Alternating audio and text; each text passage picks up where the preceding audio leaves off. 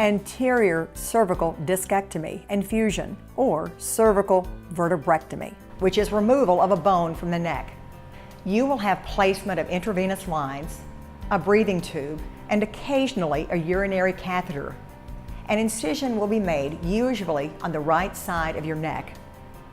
In order to reach your spine, the surgeon may move the trachea or windpipe, esophagus, and blood vessels away from your spine.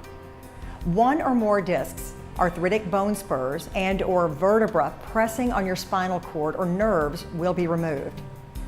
Plastic or artificial material filled with bone will be inserted to fill the space created by the removal of your disc and/or vertebra. A metal plate will be inserted to maintain the graft in place. The skin incision will be closed. You may need to wear a neck brace for several weeks after the operation. That decision will be made by your surgeon.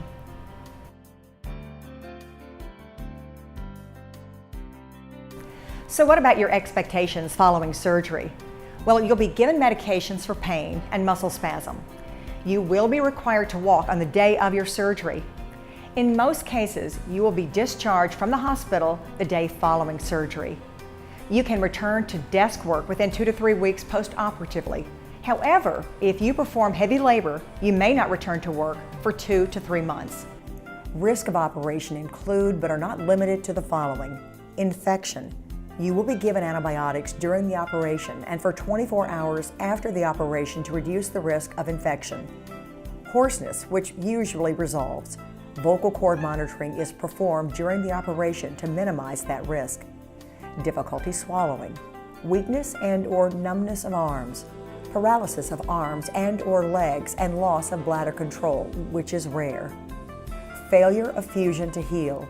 You must quit smoking for at least 3 weeks before the operation. Patches or nicotine gum cannot be used. Failure to obtain preoperative relief of symptoms. Anesthetic risks, including the infrequent occurrence of a heart attack, pneumonia, stroke, or death.